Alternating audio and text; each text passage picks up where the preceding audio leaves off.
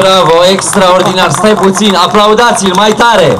Așa, fiți atenți, acum o încercare. Fără muzică, fără nimic, vreau să ne cânti un pic la instrumentul ăsta special, vioara asta cu goarnă. Hai ușor. Pune goarna aici și cântă puțin.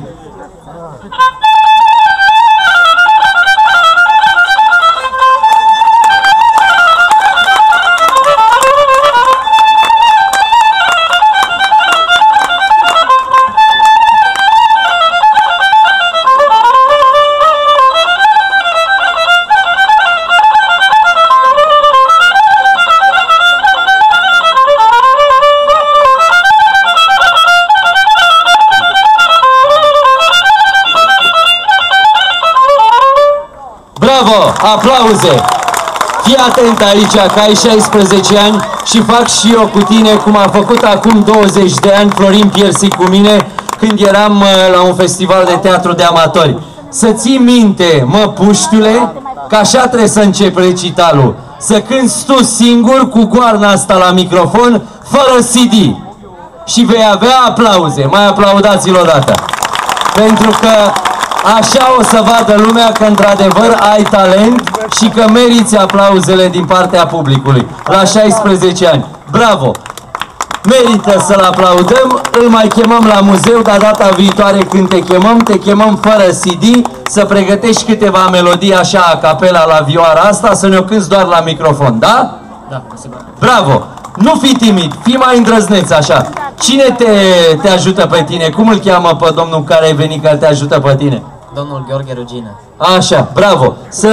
Să-l asculți și să mergi cu el pe unde te duce, să cânți așa, da? Cum ți-am zis eu. Bravo, să-l aplaudăm pe Raul. E tânăr, e frumos, e talentat, are toată viața înainte. Ai grijă pe cine îi dă nevastă. Așa, ce să facem, că de-aia suntem actori și trebuie să mai îndulcim puțin atmosfera. Doamnelor și domnilor, noi continuăm și avem o surpriză pentru dumneavoastră. Acum am să invit aici la microfon. Haideți, hai Iulia. Avem un brand, pentru că astăzi este ziua muzeului, vrem și noi să ne branduim, să branduim muzeul, că așa e trendul, nu-i așa? Și noi astăzi vrem să lansăm pentru dumneavoastră un produs care să vă amintească mereu când îl veți folosi, că e vorba despre Muzeul Național al Satului Dimitrie Gusti. Bună ziua, stimați oaspeți! Numele meu este Iulia Grumăsescu, îmi cer scuze pentru mica problemă din voce. Sunt director de comunicare și pedagogie la Muzeul Național al Satului Dimitrie Gusti și mă bucur că sunteți într-un număr atât de mare din nou la muzeul nostru.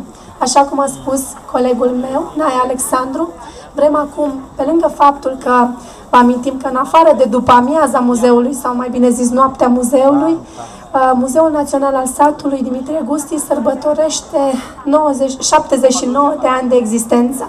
Este un moment foarte important pentru noi, poate cel mai important moment din an și vă mulțumim că sunteți alături de noi la această aniversare.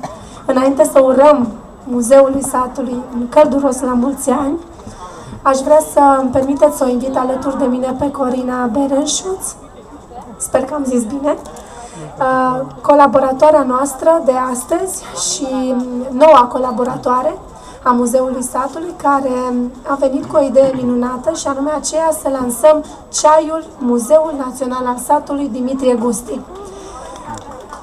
Doamna Berenșuț este aici pentru prima dată la muzeu și vă invită să descoperiți aroma unui ceai minunat care se lansează astăzi cu această nouă colaborare.